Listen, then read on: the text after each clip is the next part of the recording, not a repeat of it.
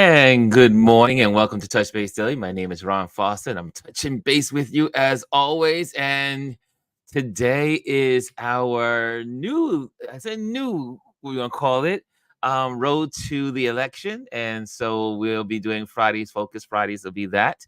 And we'll be having discussions and panel discussions. I mean, it's still considered Focus Friday. I mean, it still is Focus Friday. So, but we'll be focusing more on the election and what's happening in politics, and also resources that can help our communities as we move closer to the election and making a decision, which we all know who we want as president. But at least you'll be able to have the information to share with your friends, family, and folks that do not. Well, I should say, are still on the line of not knowing who to vote for. So that's kind of crazy as far as when you think about how crazy that is, but it is. There's people that are still undecided. And I don't know who these folks are and why they're the way they are, but that's the way they are. So welcome to Touch Base Daily. We are going to have a great panel discussion. Today we'll be focusing on the first interview by Kamala Harris and Tim Walz. And that was yesterday with on CNN. So we'll be sharing and talking and getting our perspectives about the conversation.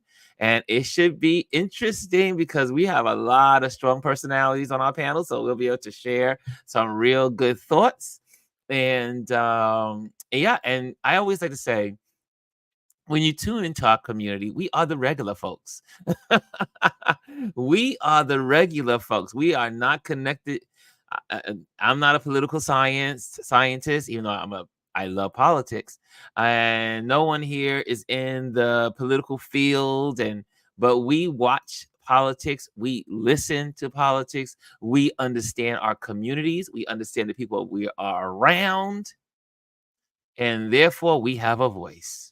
Because just like we have a voice, you have a voice, and we welcome that too.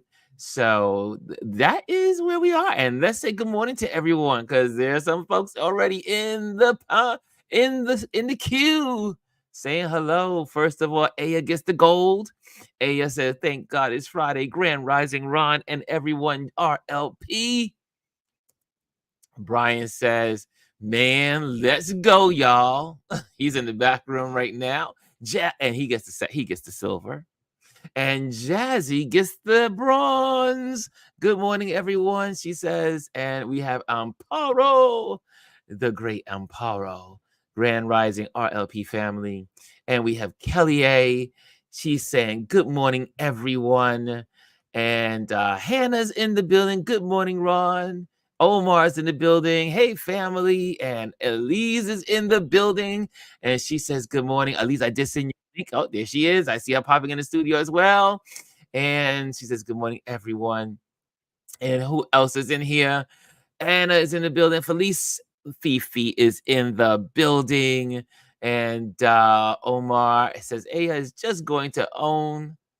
Aya is just going to own the top spot, not even going to try anymore. Yeah, you gotta get up early to meet. Aya is here early. She pops into the studio. I'm looking at the screen. I can see who's saying hello early, and she is there. And we have the great, wonderful Gwendolyn, who's going to be on our panel today as well. She is in here, and she says, "Good morning to everyone." I see the great Jamel Shabazz is in the building. And so here we are. We're all here. The gang is here, and all the rest who are not here will join us. I'm just going to put everybody on. I have no announcements. Let's go. Let's go. Let's bring them on. Let's bring them all on. There's Gwendolyn. Whoa! It's Gwendolyn. It's Brian. Whoa! And it's the great Elise. And I'm going to get that banner off the screen. And let me see here. Oh, let me put that here and there. And there we go. When you are your own producer, you got all these buttons to play with. So here we are. Here we are, guys. And who saw? I know y'all all saw it because you're all the geeks. But I'm curious to know in the audience how many of you saw the interview last night. That is what I would like to know. How many of you saw the CNN first interview of ticket holders of the election, Kamala Harris and Tim Walz? So I see Adrian's in the building. He's just popped in as well. He says, woohoo. And guys, we're gonna have a lot more people coming on, so we'll have people rotate in. So we're gonna do that. If you, this is the great part about this format, is that when I put on this screen here, I got it all set up. That this little QR code this QR code is your entry to our panel discussion. If you want to come on live, just scan the QR code on your television or your tablet or wherever how you want to do it. And then it will take you to the link. The first link in the link tree is going to be there. And you can click on that and you can be in the studio and we'll just bring you on one by one if you want to have something to say. So there you go. We've made this very, what do you call it, streamlined. So that way you don't have to type it, look it up and all that stuff. All you got to do is click on the QR code and it will be there for you. So, but until then, I want to get rid of it so we can talk, but it will be there for when we open it up. And I see in here, who else is in the building? Great day. Adrian says, great day panel. And I see who else is here? Who else? Okay, Ron, she said, Ron, here we go. She says, Ron, you're getting fancy. I'd love to see it. So Jazzy, this time you will be able to get on. So exactly. Last week you wanted to come on, we got, we just couldn't get the code to you properly. So now, if anyone in this community wants to get on the code, get in. What I might end up doing in the future is putting that code probably down in the lower right hand corner. So when we have conversations like this, I won't block my head and whoever's on the top panel. Okay, guys, let's start with, let me just give you a little presentation of the opening of the wonderful interview. And here we go. And down with me and bringing the bus. Bus tour is well underway here in Georgia. You have less time to make your case to voters than any candidate in modern American history. The voters are really eager to hear what your plans are. If you are elected, what would you do on day one in the White House? Well, there are a number of things. I will tell you first and foremost, one of my highest priorities is to do what we can to support and strengthen the middle class. When I look at the aspirations, the goals, the ambitions of the American people, I think that people are ready for a new way forward. In a way that generations of Americans have been fueled by hope and by optimism. I think sadly, in the last decade, we have had in the former president someone who has really been pushing an agenda and an environment that is about diminishing the character and the strength of who we are as Americans, really dividing our nation. And I think people are ready to turn the page on that. So what would you do day one? Day one, it's going to be about, one, implementing my plan for what I call an opportunity economy.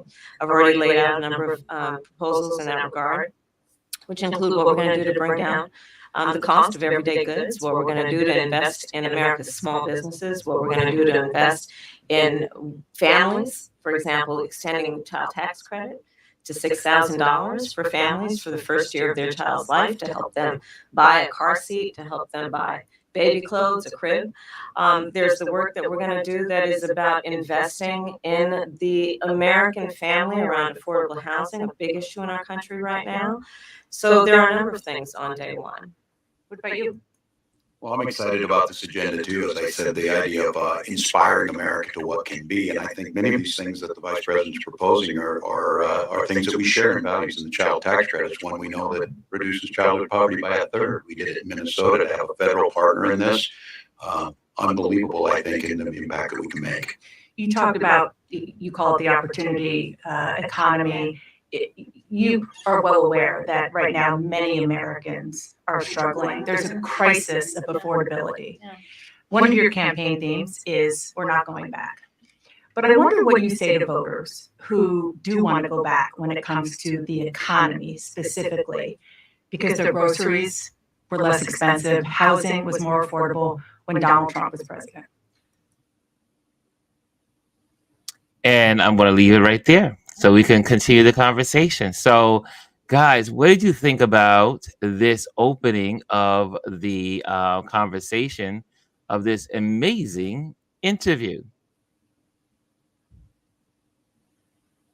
Go ahead, Brian.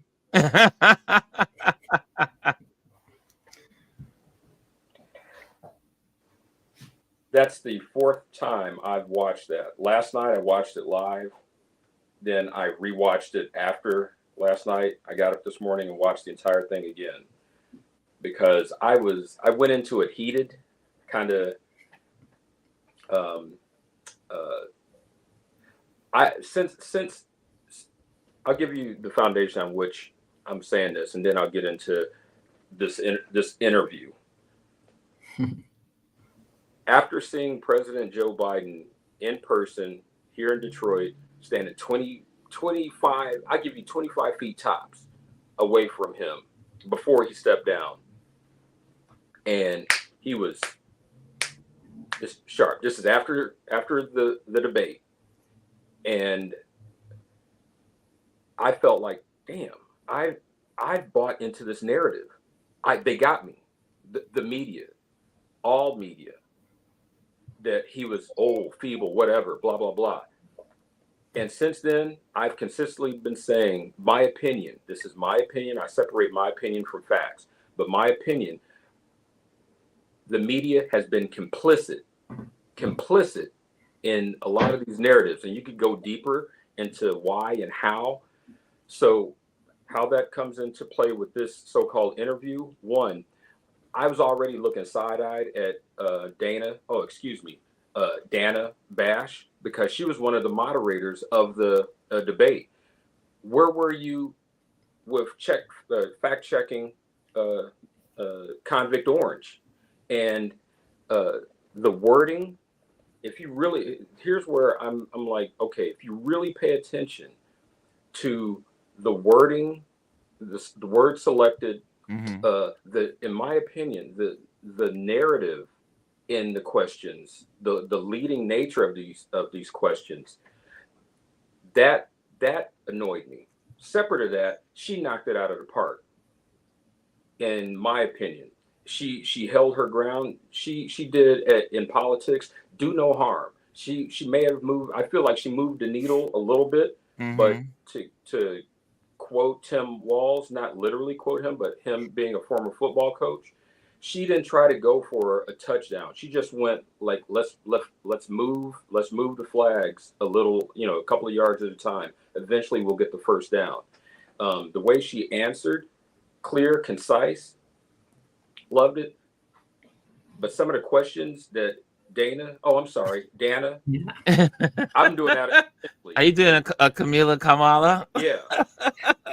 The way in which some of these questions, which I felt like this ain't got jack crap to do. It felt like tabloid journalism, and it didn't feel to me like authentic journalism, like real journalism. Like, I'll pause right there. But okay, that sounds good. Okay, and Gwendolyn, I see your head nodding, and I see you smiling. So I know, as Adrian would say, Auntie Gwendolyn, we know you have something to say.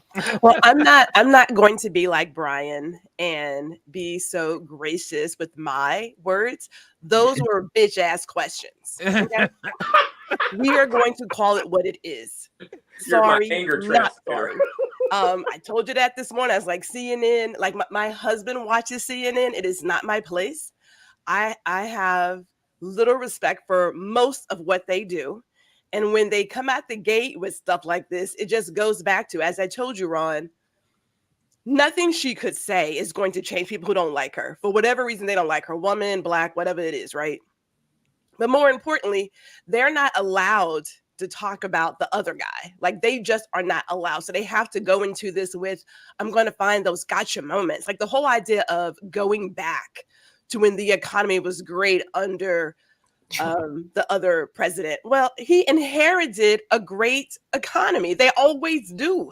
They always inherit a great situation, and people get amnesia, and then someone else comes in and has to clean up the mess that they made, which she, of course, made that point of, we came in when the world was on fire, right?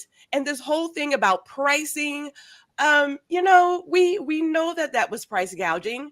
You know, I was looking at eggs yesterday at $3.50 at Kroger, and I thought, I'm not buying my eggs here for like the second time. I'm not doing it, right? But we know why those prices were increased. We know that this housing fiasco, like my neighbors sold their home way over the price. And I was like, we have a nice house. It ain't worth that money. It's not. So do I believe it was a great interview for her? Yes. Do I second Brian's point that CNN is about that BS? Yes, I do. I will let Miss Elise speak because she's more gracious than me. Elise, do share. Well, my word choices might be a little different, I guess.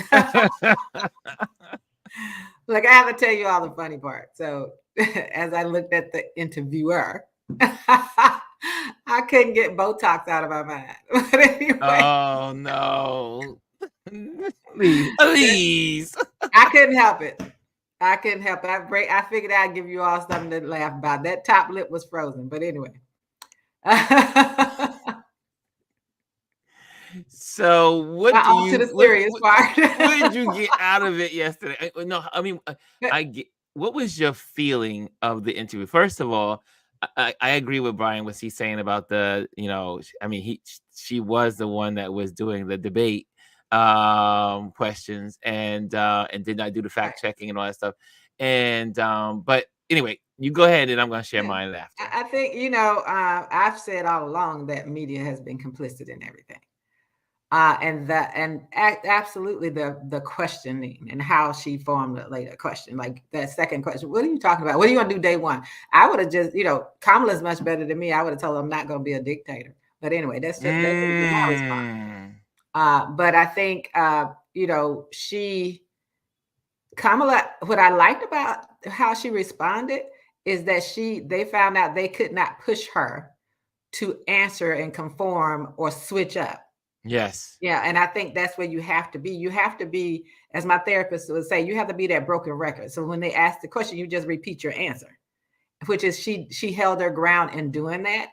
And then the questions that, you know, there were questions that, why are you asking those questions? Why is that relevant?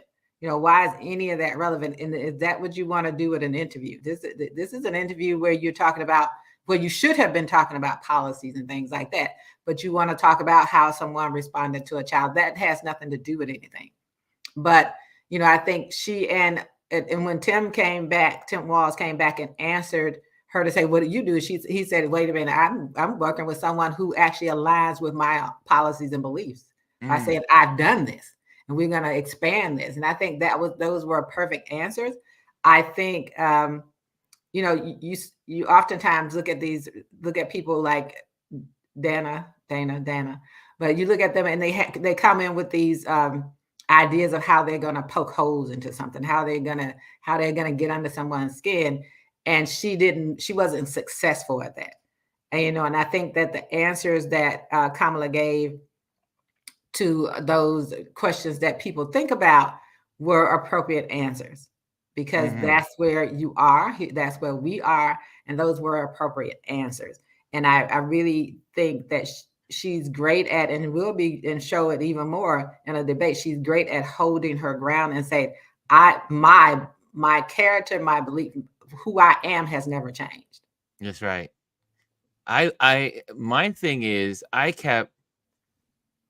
First of all, I was glad that they did do the interview. However, I did not like the pressure of them doing the interview. First of all, I think, and this is my opinion, based on some facts, CNN, mainstream media is becoming more and more less irrelevant. I mean, they're becoming irrelevant, I should say.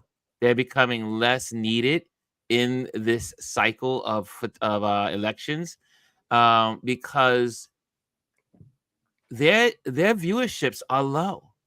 I mean, when you think about, for instance, like a Brian Tyler, he has millions of people that are going to watch whatever he does. When he interviewed the president, there was millions of, he has like 1.5 or 1.8 million people watching him. CNN doesn't get that kind of coverage any longer. There's very few people watching these traditional news media platforms, and they are trying to hold their ground, like trying to like stay relevant, and by crying, "Oh, she's not giving interviews," and making a big deal of it. It's all you heard for weeks. She's not. Well, first of all, the woman just became a candidate a month ago. Right. So she's got a lot more things to worry about than being on CNN or MSNBC or whoever wants to have her on. Her main is to get her platform together, her policies together, who is going to be her VP. There was a lot of stuff, and they were able to accomplish that in a month. Remember, we're only now a month and a week into this. Yeah. A month and 1 week. So my thing is, and what was disturbing me about Dana, whatever, I can't ever get her name right. Sorry for butchering her name. It's so hard. The anchor of CNN. And I kept saying, who cares about fracking? Now, I know Pennsylvania is a fracking state, so I've been told. I don't know how much fracking is done in Pennsylvania. And she was trying to do a got you kind of moment, as into, they know Pennsylvania is a key state to this election. Oh yeah. And so since it is said that fracking is a big thing in Pennsylvania, it was almost like trying to get her to do the I got you. But she kept saying, wait a minute. In 2020, I already made my position. And I have been with my position. I have not changed my position, and I'm not going to change my position. And then she comes again with the question. Well, in 2019, well, she says, I've been doing what I believe in since 2020. What matters? What does it matter about 2019? She was trying to do she was trying to get the John Kerry, in my opinion, where one of the things that hurt John Kerry when he ran was, I was for it before I was against it. If those of us who are of age that remember, yes, that's what annoyed. So I'm like, oh, but that's what really got me with that. But you know what? I again, like what Elise had pointed out with the on day one question, if I was a consultant or whatever advisor, hey, every single question you are asked by the media, before somewhere somehow weave in what the other guy says. Yeah. Because on that fracking question, she started it with, let's talk about energy. So if you missed that, go back and rewatch. Mm-hmm. The question started as, well, let's talk about energy. So fracking, and so the Biden Harris administration has been quiet about this fact right now, but that we are producing more energy, oil, which totally goes against the common goal of Democrats and the left and the liberal side of let's protect our planet, we can do that. But the current administration, this is a fact. This is not my opinion. This is a fact. Mm-hmm. We are currently, as a country, we are producing more oil. We are producing more energy. More energy. So Right. she could have clapped back with that, saying what? One, she could have, and this would have, I feel like this could have ingratiated her more with those who are still undecided, that, hey, listen, here's where I maybe differ with the Biden campaign. Maybe they didn't want to talk about this for whatever reason, but we are producing right now more energy than ever. And the orange one says he wants to drill, baby, drill. Mofo, we already drilling. Yeah, we are drilling more oil than we've ever done, and But I but think the on whole the thing, issue, was it was a got you kind Right. of question to try Right. to get her to rile up people in Pennsylvania. Absolutely, and that's what it was about. So, but a part of it is understanding what we all know. In states where they've relied on the harvesting of natural resources like oil and coal, they have to also be able to know what alternative work they can get. That's where their money is. That's where their jobs are. There's a lot of money in Pennsylvania around fracking, right? So to try to get someone to answer a question and go back to, she knew, you could tell by the way she formulated the question. Yes. She knew very well that in 2020 during the debate, Kamala said that. So that's why she went to 2019. So Yeah. she knew exactly what she was doing, and Kamala wouldn't let her get away with it and said, this is what I've talked about. This is what I said during the debate in 2020. 2019 has no relevance here. And Exactly. and what we are doing to talk about sustainable energy. And I think she learned, at the Jazzy pointed out, she's a prosecutor, she's a lawyer. She learned how to deflect that. She learned how to, hey, this is what we're doing. You can't get rid of it. It's like throwing the baby out with the bathwater, right? Yes. You can't throw out everything until you get something. And when people talk about high gas prices, the reason they're not higher is because they release more oil in this country. That's The right. reason they had to do that, and I think we don't talk enough about the plan that was left by the previous administration, that agreement he signed that didn't expire until 2021 with those OPEC nations to slow down oil production. That was an agreement that former president made, that this administration had to live with. So, and then the fact that they are bringing more jobs into this country, whether it's around sustainable energy, the things with the chips. All of that's something that this administration has done. And I think it is important that as she did, she kept talking about what they've done, which she's gonna constantly have to keep saying, but we've done all of these things. And you trying to talk about something else and trying to throw off things or get people riled up, and it's not working. Yeah, I mean, and that's when she went down the conversation of the opportunity economy, and they try to do a got you like everything is higher, everything's more expensive than it was. But again, remember, 4 years ago, we were under shutdown. Prices were low because what? It's based on the supply and demand, right? Supply and demand. People were not leaving their houses. People were not shopping. People were not going out buying anything. So guess what? Prices drop when supply is increased and demand decreases, right? So prices go up when demand increases You have to leave the and house. supply decreases. Kids going Laws back to of school, you got to buy more economics. groceries. That's supply and demand, right? Right, That's how it supply and works. demand. So, and the one thing is, I always find this question just annoying. Oh, you've been here for 3.5 years, so what? So let's talk about the reality, right? The former president, up until 2020, had been in position how long? And what had he done? All of these things he's talking about now, he had not done. So we can't, everybody keeps saying, no, it was not half of his term. And I saw somebody say that online. Half of his term was not the pandemic. Let's be real clear. Pandemic was officially started in 2020, was at the last year end of his term, right? Yes, right. The last year of his term. So be clear that up until that point, he had done what? Nothing. He hadn't built a wall.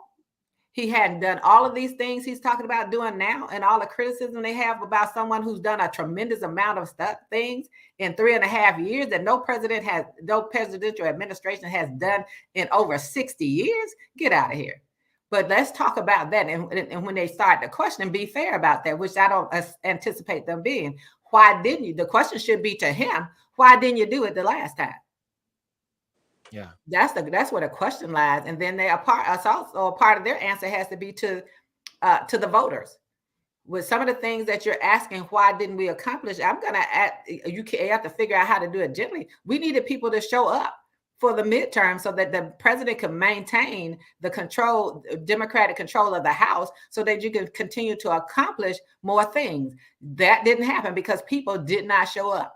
There's some big numbers out of Texas and places like that that are ridiculous for me. And Louisiana, you all didn't show up, but you wanted stuff, and now you want to talk about it. So that at some point it has to be the constituency has to realize, the voters have to realize, because you don't show up for those midterms or every election, things don't work the way you want because you're not giving them the resources. The resources are not just financial; they're human.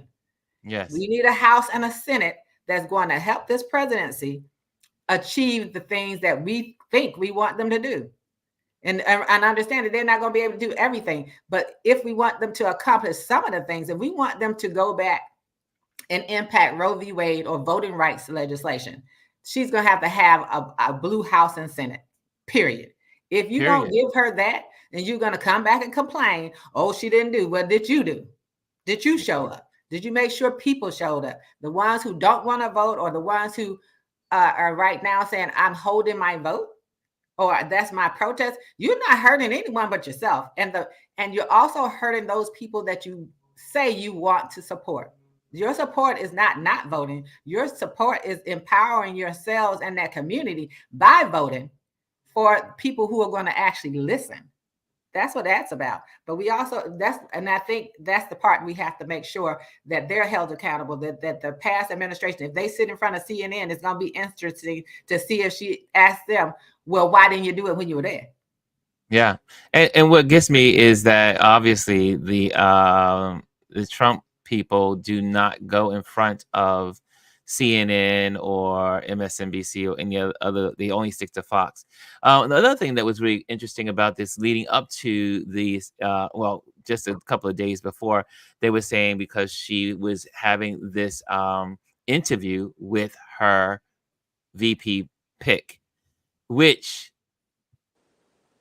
why? Because every president or person that was going to be president had done the same exact thing. So again, why were they making this a big deal for Kamala? Because she said, and you go on to Fox or you go onto the other side, they say, oh, she couldn't do it by herself. She needed a man to be with her, and he's there to help her and support her or deflect and yada, yada, yada.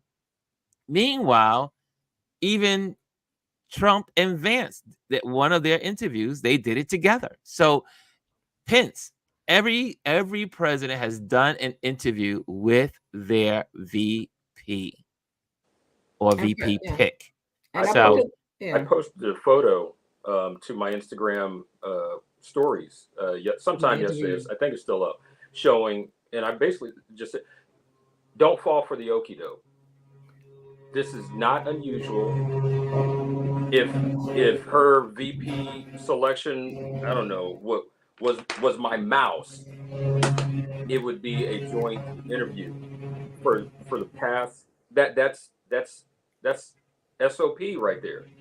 So they're making up stuff. And well, the whole thing too is, and speaking of the VP pick, they keep going after him about this. This with the weapon, the arm, having the guns and getting rid of the guns that he had in war.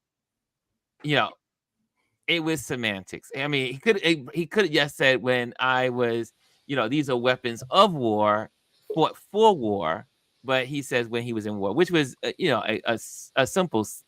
It was a matter of in and on, in the wording, and his wife did say he probably messed up grammatically. But they keep hopping on this Meanwhile, the person that has on the opposite side has never served. Never served. Never Wow. served. And Here's someone that served 24 years and they're hopping on the person that's given his whole life to service. But And the other person has not served anyone. but that's intentional, right? Them Yes. trying to discredit him with veterans, which is not working. You know, the biggest thing that happened recently was the whole debacle at Arlington Cemetery. Oh, yes. And the thumbs up, which was not supposed to happen anyway, a political event. And you know, I don't know if you all have heard about the service person at the female service person at the cemetery saying that they physically attacked her. Really, they kind of pushed her out of the way. But for something, I don't care if the family invited, they know the rules. When has this man? This is the man, same man now, who because it rained would not go and honor people, fallen soldiers, right? Same man that's called those people who were prisoners of war and all those people weak and suckers. This same man. So to ask someone, when we're talking about weapons of war and know that's the only place that should happen, that's what we're talking about. But there are a couple of things, and I think the one thing that we haven't talked about is when she tried to bait her into the conversation around Trump talking about her background, her nationality, right? And she was like, "That's all I had to say." She said, "That's it. Why feed that?" Yeah. You know, there's no reason to feed something that you are trying to bait me with, which has absolutely nothing to do with me being a president. It was an irrelevant question to begin with. Of course, but it's it was irrelevant. that gotcha and how she did a freaking Bruce Lee of like next. Then she said next question, which was an appropriate thing because I think that's the skill that she has to keep using and honing, is that I'm not going to fall into the trap. Whereas if this other one, the former president, get into an interview like that, I promise you, it's going to be a show. Here's It's going to be a horrible show, but here's another thought. I mean, they were trying to get her in and say, "Hey, you know what? They were asking her how did it happen when Joe, called her and the whole stuff." I thought they may have meant that question to be for bad, but it really humanized her.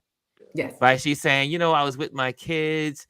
I'm sorry, my nieces, and we were making, breakfast, and she said she was making her bacon and all the other stuff. It really, from what I'm hearing from all the commentators, it really humanized. I thought it made us feel like, hey, we could identify with who she is. I mean, who's not hanging out with your family? It's a Sunday and you're just relaxing. But what I loved most about it is that when at the end of the day, they were trying to get her how Dana was trying to do, but it was a focus on Joe Biden and not herself. I thought that was really interesting. That even though he calls her and says, I made this decision. This is what we're gonna do, and you're gonna be, I guess, how the conversation went. And then they asked her, so what do you feel about that? She said, I didn't really feel anything about myself. Right. I'm thinking that I was more concerned about him. And the real bait in that question, and she asked this twice. Did you ask him to do that? Right. That was the real bait of the question. Yes. That was the real thing behind the question. The question was not just simply about what was the call like. The real crux of her question was, did you ask him to endorse you? Yes. And she said it wasn't about me. It wasn't about me. He said what he was going to do. It wasn't about me. And I think that was coming for that. They keep coming for that storyline. They did it during the convention. They're doing it afterwards. They're just looking. It's unfortunate that they're looking for something to just drag her down for. And that's the unfortunate part versus, as you all have mentioned, you have her first interview. You kind of focused on the policies and her plans and everything else, but you went down the road of as you said, Brian, tabloid. It's like, why are we not getting some real questions here?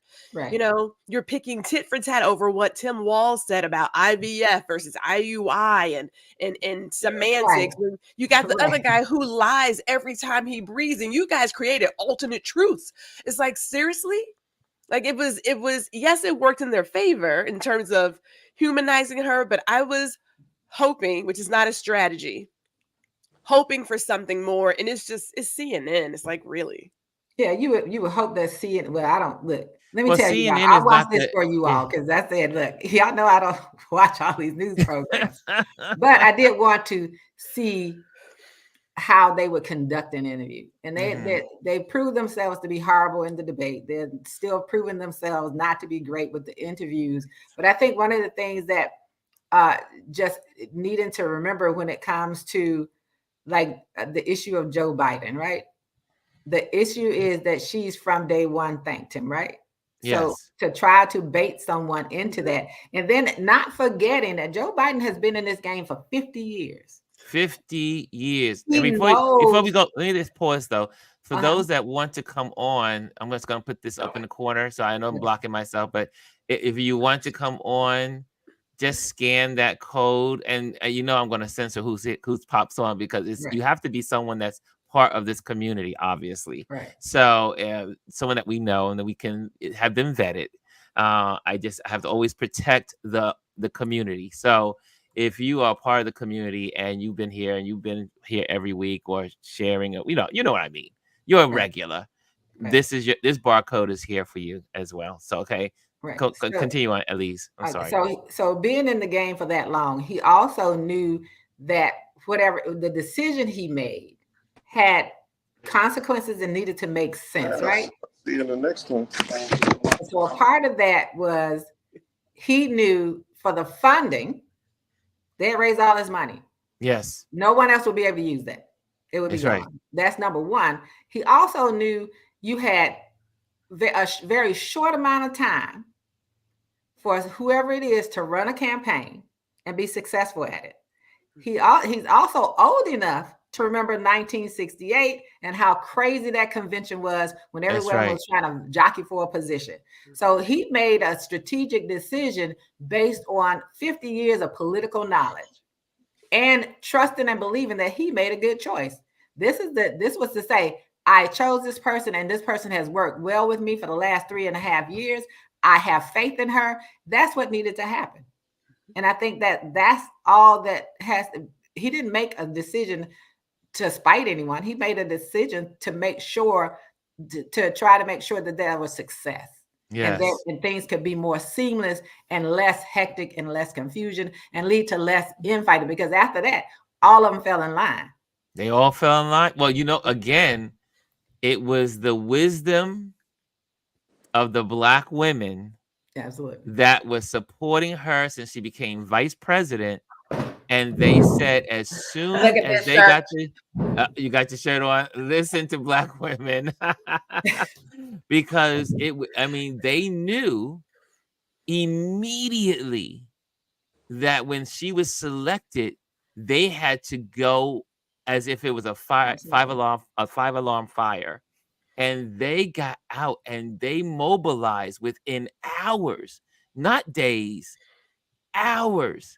And they knew, and from the people that were in charge of the Black women for Harris, they had already strategies set up for this moment. Right. I mean, but that's the power of again, I always say community is important, but these women they've been meeting every Sunday for 4 years. For 4 years since she became VP. Once she was announced that she was going to be a VP, they started assembling way back. And it goes to show you planning is important. It is. Planning is important. And see, she's going to have all kinds of pillars around her and to support her and to sustain her when she becomes president. I'm not saying if, I'm saying when. Yeah, right. And it's just it's just fascinating to me that there are so many ways this interview could have gone, but they did not. I thought they could have dived into so many other things about, Yeah. how what was her philosophy, what was her thinking, because the whole key of I thought the key of the interview was also to really get to know her. I mean, isn't that why you want to be on the interview? Because America still doesn't, a lot of folks say they don't know her, don't know how that could possibly be, but they don't. But It's we interesting. live in a low educated That's true. society. So, so, so, So so Ron, I'm gonna stop you right there on that comment right there. yeah. I had this conversation with my daughter the other day. I Mhm. will no longer say low educated or undereducated. What we're dealing with is ignorance and avoidance. Mm, Not about education level, because and the reason I say that is because some of the people who are supporting the other side are doctors, lawyers, and Indian chiefs. that's So right. it's not about education level. It's about choosing not to know. It's about straight out ignorance. And I think that's what we have to call a thing a thing. Yeah, you're right. And I, it's I not have to agree. because I feel like my relatives who only went through the 8th grade education, my aunts and things who in the past now, they were always out there voting. And so it had nothing. And they voted for people for their own in their own best interest. So it's not about education level, because there are people out here with PhDs and MDs out here who are out here supporting the other side for whatever reason. So just understand it's about ignorance, avoidance, and the willingness not to know. Yes. I love you, Elise. That's Well, you well, nailed it. Hey Omar, welcome Omar to the what's panel. up, everybody? I've been watching you Hey. guys, obviously listening to you, and thank you, Elise, for your knowledge. And I think you're the leader. You're our designated political analyst leader because you give it to us straight. Um, I guess I want to come through as the common person, like the dude that's in the middle of the road, because Ron knows me. I'm in the middle, and I voted Republican and I voted Democrat as an independent, and I'm thankful that I'm an independent uh, because sometimes I get insane by both parties. I mean, and as I go about my day, I deal with a ton of I guess Texas is a very interesting state. Say the least. It's not a red state per se as we might think it's a red state. Exactly. Uh, we're really excuse me, we're a purple state. If you're in if you're in the metropolitan area like Dallas and Houston and so on, those are blue states, and then the rest of the country, I mean, the rest of the Texas, which is a ton of counties, is just little farmhouses and hillbillies and stuff. So, uh, but those Be nice to hillbillies, the hillbillies. those hillbillies have to come. They come to town to do work, So a lot of these people live in rural Texas, and they come to the city to work, to do their trade and whatnot. And so, what's fascinating to me is the immigrants, the people who are citizens, became citizens, and the position they take because of where they're from, and with whether they're Asian or Latino, um, but not from here, they're pro-Trump. They are pro-Trump, and I don't know what that. I don't know. When I have these conversations and I'm trying to tell them that he's not for you, they're the myopic, the optics of it is that they look at him as a strong arm leader. Like he's strong. He's he says what he says, and we want a leader that is I guess maniac. I mean, they just want loud. They want someone that feels almost dictatorship. Yeah, but So but Omar, what fascinates me with that And because I've heard that a lot of times that people, especially our Latino brothers and sisters, they love that machismo, arrogant, in your face, loud, boisterous, and most most of our immigrant population that comes from Latin America did everything to escape that from their dictators in some of those countries. And so I'm always wondering, I mean, do you have any insight of why? Because you're Spanish, you're Well, Latino, and why? What do you think is? I mean, it's quite fascinating to me that there is this total connection to that, and Trump does nothing but insult them, but they still love him. it's culture. It's It's it's it's culture. it's it's culture, because in a, and obviously speaking from my perspective, in a Latin household, my dad, was the Puerto Rican George Jefferson, and I mean, literally, he looked like him, he walked like him, he talked like him. He was 5'6" and full of machismo, full of command presence, full of this is my house, and stuff like that.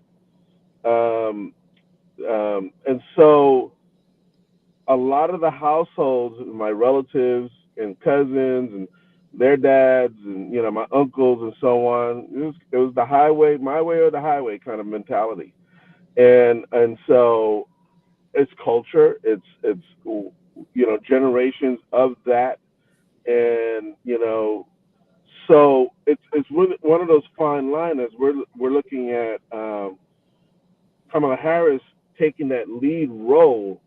They're not used to seeing a woman, In control. being the leader, and so that's one of those communication gaps that the that she's going to have to present herself to, not even just not the Latin culture, but also the Asian culture. The Asian culture, even though it's a little bit more quieter, I believe, but the men really dictate that house. They really have a stronghold that household. I hope I'm not talking out of step, but through my interaction with a lot of Asians, and we have a large Asian community where I live, you know, the husbands, man, they're a trip. you know? I mean, you can I definitely for me I happen to love Japanese culture, and yeah, I mean a lot of these stances are from the traditions and cultures of the individual. Well, we first of all, we have a new panelist on, and that is Jazzy. Hi. Jazzy, what's going on? So Hey, Jazzy. what do you what do you want to contribute to this conversation, my dear? Well, just to back off of the point that was just being made, I do think that people have to remember when people are coming from these different countries, what they're actually leaving. They're a lot more conservative than people realize. Yes. um, and that's really what they slightly want is someone like a Trump, but not to completely control them without realizing that's what Trump wants to do is completely control them. So I think a lot of times when we look at that, we're always like, why are they like that? Why are they doing that? Well, their country went in that direction partly because there was a lot of people that were in agreement with what they were doing in the first place. They just didn't want the total rule and control of one person over them. So I think that's something that we have to understand. But also, I definitely think, first of all, I always love how you all talk about what is going on and the education that you provide. Because I think a lot of times people, to Elise's point, it's not that they can't know, it's not that they don't understand how to figure out, it's just that they're like disconnected. and they don't really care, because they don't understand that it's going to affect them. So my whole thing is, especially being, Time of year, blood donation. hey, That was, that especially was being, Omar's car. I had to put him on mute. but I think sometimes, like, even listening to some of my friend groups, to Elise's point, it's like you have people of all educational backgrounds that genuinely don't understand how this country is run. And I Yes. think right now, what I'm seeing is Kamala is put in a position where she is trying to make a point to say, hey, I am for you and I'm normal and I'm going to be right there with you. But also, you have to understand there's things that she cannot say. And I think I True. hear so much that people are like, why didn't you do this? Why can't she say this? We have to understand she works for the current administration. She cannot come out and say, I completely disagree with everything that this man is doing. That would be counterproductive, not only to herself, but to the current administration. And I think that people have to understand, especially when it comes to certain conflicts that we're going through, he has to walk this very fine line. So, yeah, sorry. Can That's I add? Before you That was go, very that was definitely something that let me get that. Okay, good. So now, so people do not understand. I mentioned this before. I think last Friday we had this conversation. Is that there's only one president at a time. right. One president at a time. So, and on that is you have this problem with what's going on now in the Middle East. Is that you have Trump working behind the scenes in trying to prolong the war because he thinks it's going to be in his benefit Right. if there's conflict in the Middle East. Yes. And so which is, I don't understand why Trump is allowed to get away with it, because how does Netanyahu go from the Senate meeting, gets on a plane and flies down to, That's so to crazy. Trump, and then sit around with a table with him acting like he's president? That is so crazy. What's the difference between this and this? Can we say that plus privilege? Okay. There's only one president at a time. And that is the rule that has been followed for 2 centuries. One president at a time. If you're the VP in Kamala's case, and she is running for office, and even when she wins in November, she still can't pass legislation. She can't voice about what she wants to do. She can't say, this is going to be my policy on such and such on certain items, because Biden is still the president. He has not retired. He's just not running for president. He is still the president. That's just how such an egomaniac, and he's a crazy man. He's a crazy man, because even that, and then also the scene that he created at the Arlington Cemetery, which was so disrespectful, to take that opportunity to bring cameras into what they call sacred ground. It is. Right. For politics. Who you have men and women buried there who fought for this country. Didn't matter what the administration was. Didn't matter who was the president. They gave their lives. That's right. They gave their lives. There were people. I remember when Nixon and the Vietnam War. I remember that. And obviously one of the most unpopular wars this country ever had. With protests all over the country and so on, and it's a war we never won. Absolutely, we haven't won a war. Been at a winning war since World War II. Yes, we have not won a war since World War II. So, but people serve their country, whether they were drafted and all that. Why we as a society, celebrate individuals like Trump's. You know, they celebrate him, and they. It's just I think again, you know, I've heard this several times. This election is this election is about the soul of this country. Absolutely. It is about. I'm literally want to go into tears, Yes. seriously, because we have lost our soul. We have lost our way of helping each other, being our neighbor, being there for our neighbors. I remember a time where we would huddle together. You know, New York was great about block parties, and we would be in and out, and just no matter who, we didn't know, we didn't care what you were. You know, you on our block, we're gonna celebrate, we're gonna party together, and all that. Those days are gone. You Well, you know, know, it's Black Omar. humanity. But you know, it's interesting when you talk about. I mean, I think this is why Kamala is getting traction. Is that she is a beacon of some sort of what we had, even though we're going forward. The messages keep going forward, keep going forward.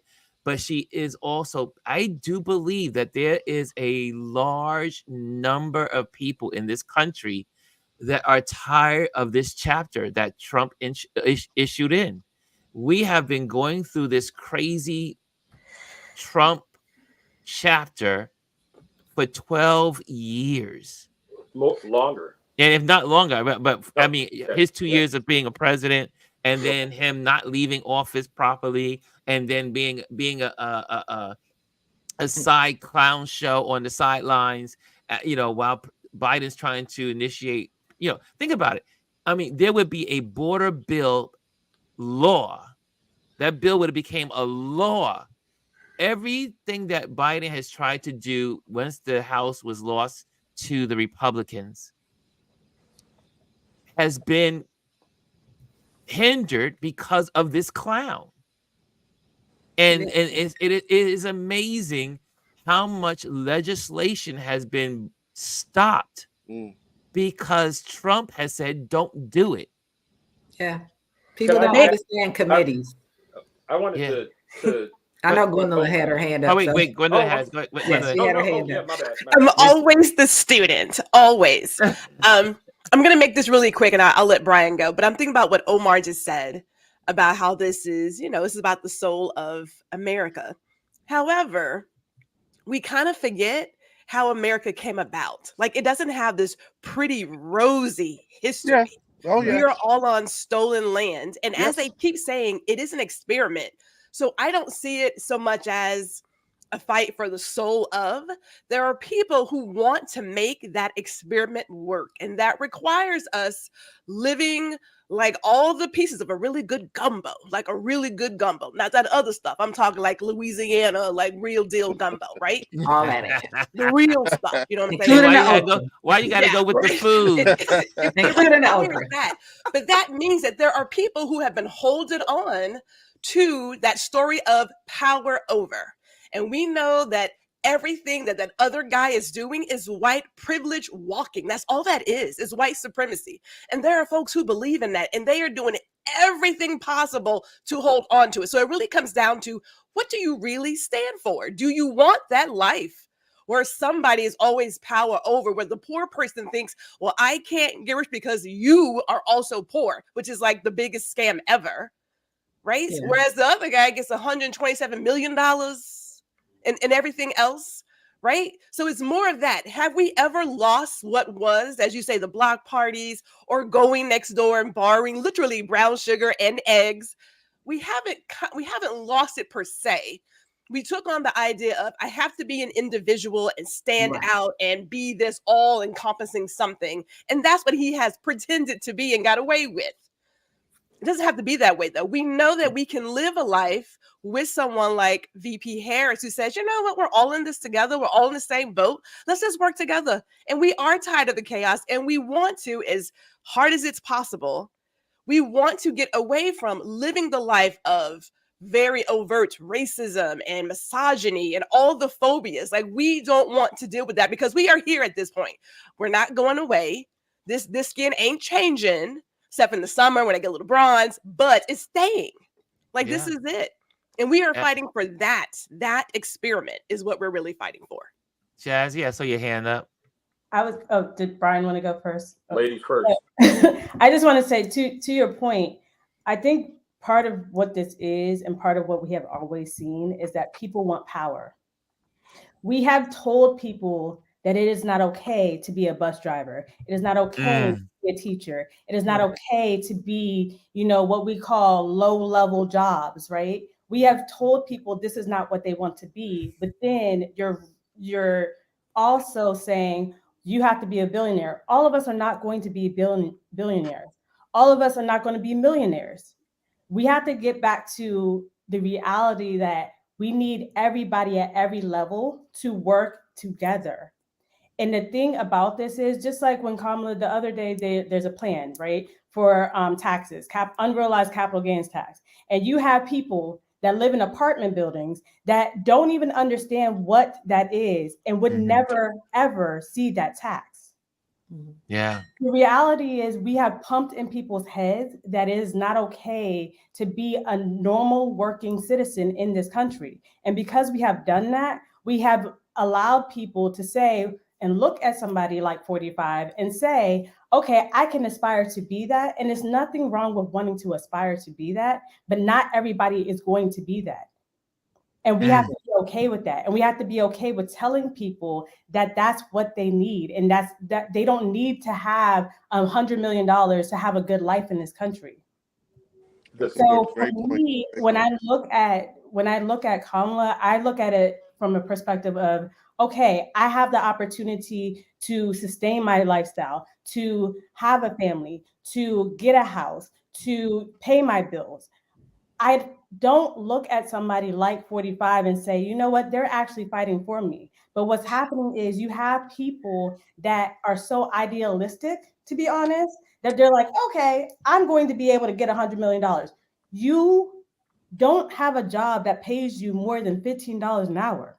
How do you think that is going to work? That man is not working for you. He's doing every single thing in his power, and the people that are in Congress are doing everything in their power to eliminate that help. I saw an interview the other day. Don't remember the guy's name. I think he was a Republican out of Louisiana. They straight up asked him, what does it mean to you? Why do you think women get abortions? What is one of the reasons why you think women get abortion? Right? And he cannot answer the question. He doesn't understand the financial disconnect that's going on in this country with some of these women. That is what is happening. And we have to also understand when we're on these eastern coastlines or western coastlines, and we are not seeing the rural areas, those people and a person like me that lives in the DC metropolitan area have very, very, very different needs. Very different needs. I can go down to the street to the post office. Where my mother lives, the post office closed at 10:30 in the morning. There are 12 people in her town now. How many? 112.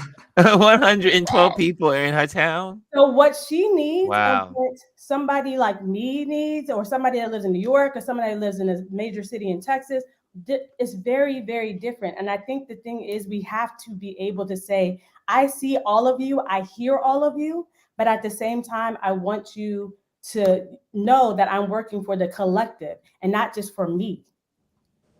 So Wow. that's what we have to get people to understand. Well, by voting for people in Congress, because Jazzy, there's that. I mean, you hit on the nose, and I love that you brought up the fact that not everyone wants to live in a big mansion. Not everyone wants to have a house. Not everyone wants to make $1 million. Not everyone wants. Some people are just happy, just punching in, doing their thing, spending time with their family. They don't need major wealth. They just want to live, and they just want to do the thing that everyone. And I always say this when I travel the globe, when I've been to all these different other countries, and I don't care how poor that country is, human beings have the same desire for the most part. In the basics of who they are. One, to be loved and cared for. Two, to have someone to care for and love. Three, to have shelter. Four, and have food to eat. And the rest of the stuff is Stuff. is a bonus. Yeah. I mean, when you look at most countries, we eat 3 times a day, 4 times a day, 5 times a day, some of us 6 times a day. Too many times. And you go to A other lot. countries, they eat once a day or once every other day.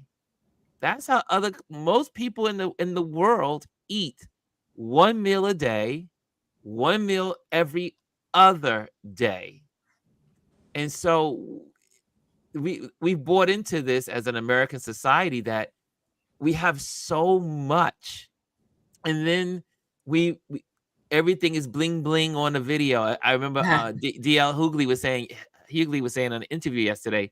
He says everyone's bought into all of this bling bling, and he says everyone on as a rapper is not living that life.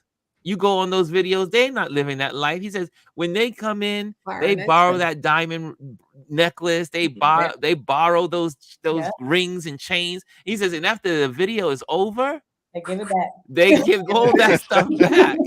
That's only for the video. No one's living that life. And so we live in America under this false pretense of everyone has to be wealthy. Everyone has to be. And then what's amazing in this whole election cycle is that there are people that are dirt poor, and not in a mean way. Right. They have no money, they have no teeth, they have no health care, they have nothing, and they still they run after this guy who's an imitator rich man, because we all know he ain't rich. I mean, he thinks he's rich.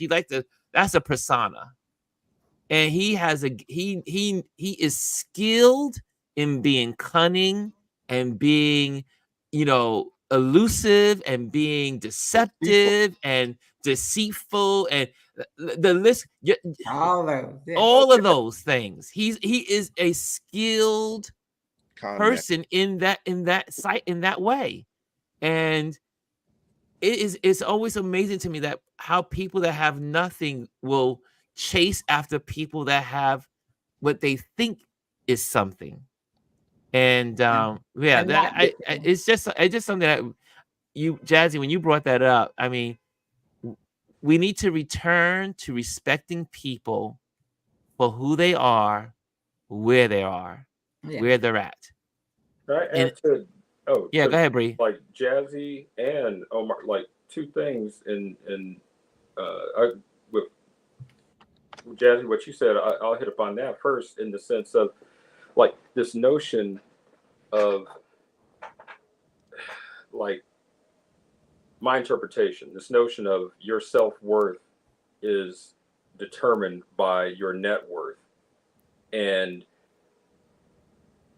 I don't know how long it will take for us as a country to adjust that in, like, oh my God, I don't have $100 million, or I don't have $1,000.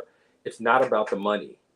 And usually when we hear people say that, those are the rich mofos that say, I am not wealthy financially. I'm not rich financially. But in my walk in life, it got to a point where it's not about the money. Truly, it's when I tell younger people or students I'm teaching or whatever, hey, look, that adage of, do what you love and the money will follow. I've adjusted that. Say, follow your passion, follow your purpose, follow your peace, and the wealth will follow. Wealth is not financial, personal wealth, spiritual wealth. That this inner tranquility. Not everybody can be a general. Not everybody wants to be a general. You need some soldiers in there in this collective society. And I look at Tim Walz as a prime example. One of the quote big shockers after he was announced, and they have to do full financial disclosure. Most of the people that run for these high offices have land, Stock holdings. Right. Tim Walz and they don't own a home because they sold their home when he became governor. And he is truly living that. See how happy he is. So to that point, that Jazzy's hitting upon, I just feel like we're a capitalist society, but how do we go from making money the focus to like, hey, let's get back to focusing on a person's character? And that goes to me, that's a whole nother segment, because you could go into social media, you can go into like, Right. the past couple of decades of us becoming an insta-meal society. I want the stuff now. No, look at where Tim Walz is at. He's about to be the vice president, but where he started over time, consistently. And then lastly, to Omar, and what you guys were saying with 12 years, and I think I brought this up after one of the nights at the DNC when I was looking at Xavier, who's 12. He started his first day of 7th grade yesterday. And we here's where I will put us all. I will speak for all of us, and if I'm off, please somebody let me know. But here is where I think I've said this before. Here's where I feel like all of us have gone through and are continuing to go through a lived trauma. This orange person came on the scene like in this capacity in 2010. 14 years. I want each and every one of us to think, where were you? What were you doing in the year 2010? For 14 years, Orange has traumatized all of us, and especially those of color, starting with birtherism. Barack Hussein Obama, there's something weird about his name or whatever. And then 16 years. Say what? 16 years, 2008. So that's right. Yeah. So I've been padding it to 14, but think about that. 16. In 16 years time, from when President Obama got elected to 2010, when the birtherism started getting louder and Orange was going on these talk shows or whatever, these interviews saying, I've got people in Hawaii and you won't believe what they're finding. They didn't find jack crap. And then the nail in the coffin was when Obama, lit his ass up at the White House Correspondents' Dinner that Saturday night. And then talk about cool as a cucumber. Little did we know at the same time, that's when the operation to get Osama bin Laden was going on. And the next day, Obama came out and basically we got him. So that's the type of leader that we need in the White House. That's what I see in future Madam President Kamala Harris. But think about that. For 16 years, I'm going to be concise, 16 years, as Elise reminded me, we all have lived through a trauma, and it's gotten to the point where I feel like we're like, oh, it's like boxing, which I used to do, and you get hit, that first one hurts. After a while, I'm just numb, but you're still getting hit. So that's where we have to. Here's our opportunity to turn the page. I feel like I'm on the campaign now, but yeah. Well, you know what, Brian? I'm going to give you the last. That was the last word. So before you go, Ron, Yeah. I want people to pay close attention to what's happening. Yes, my So dear. as a result of the Arlington Cemetery debacle, the veterans, there are a lot of upset veterans, a lot of them who are coming out and being vocal. The raid on the Latino community down in Texas is having an impact that shows that they're afraid. 39% of Texas's population is Hispanic, is Latino. 39%. 47% white. They're not the majority of people in the state of Texas, and they know it. People don't realize that because, we live in our own little places. Their fear showed that they're worried about this organization who, for the first time, endorsed a candidate and has a voice in the community and is getting people registered to vote. And looking at the numbers of, I think the number of young Black female voters went up to 175%. So you have to look at those things that are really frightening them right now and pay attention to that, because I think they see the shift And so that also has to do with how people question Kamala too. They see that shift and they trying to diffuse those things. But that really, those two incidents recently really have upset and taken the Wiz's curtain down for some communities. Yeah. Well, guys, this was a great conversation, a great discussion. Thank you, guys. Jazz, where can people find you? Jazz, first of all, we acknowledge your presence on the platform. Thank you for coming on. Well, It thank takes you for having guts.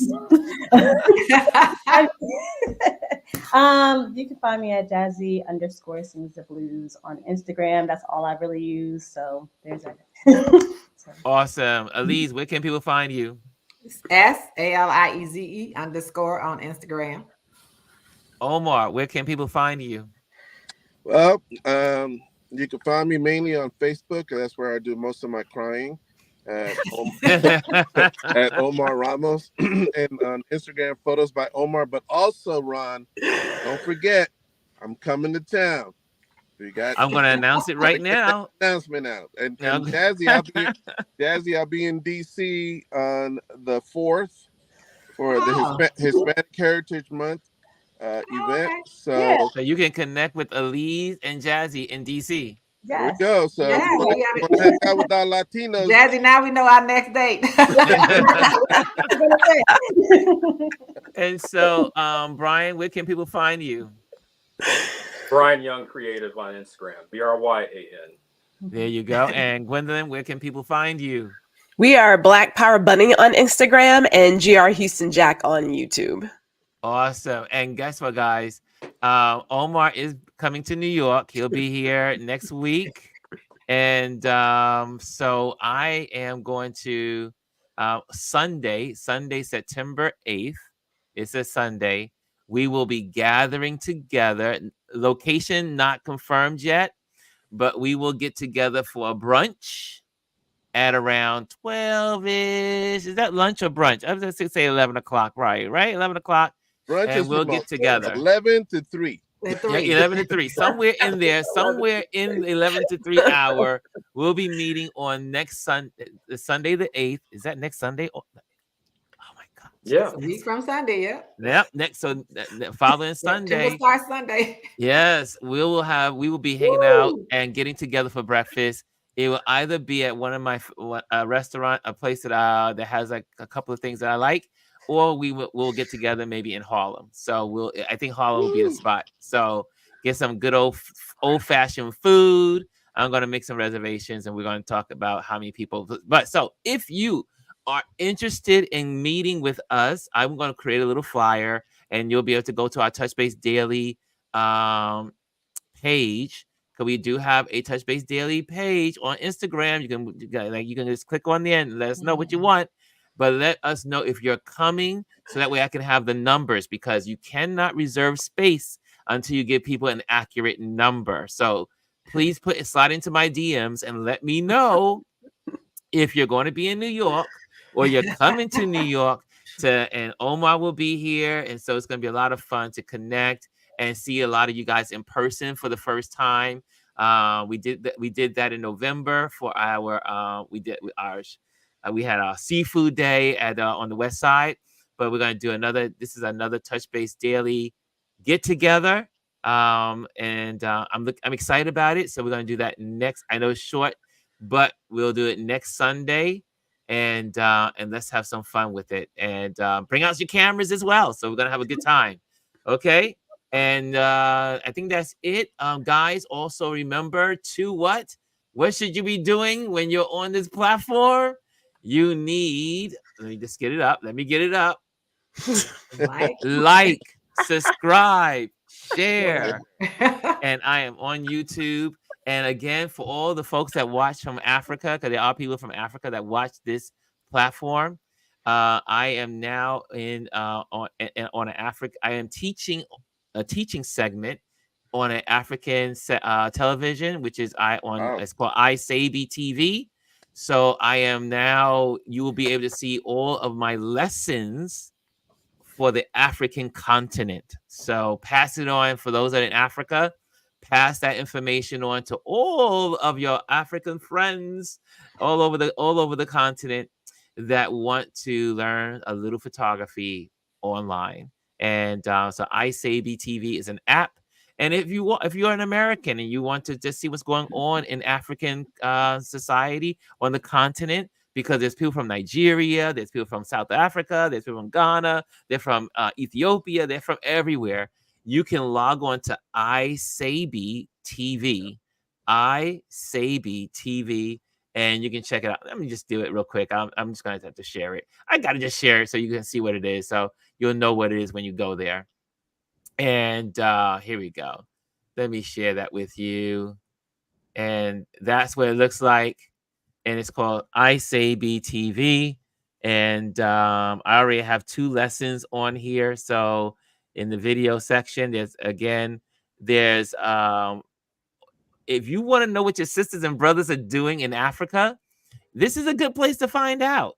There's lots of footage and TV and movies and all kinds of stuff from the continent. And it's all here at iSabi TV. So check it out. And then you got little old me giving my lessons. So in the midst of all of that, so I'm honored that they asked me to do my teaching lessons from photography on their platform. So check it out. Check it out. iSabi TV. And if you go there, make sure you like me and hit me up, because that's where I am on this page. And you see my little profile. There I am with my little 2 videos, how to do smart editing and how to use the camera you have.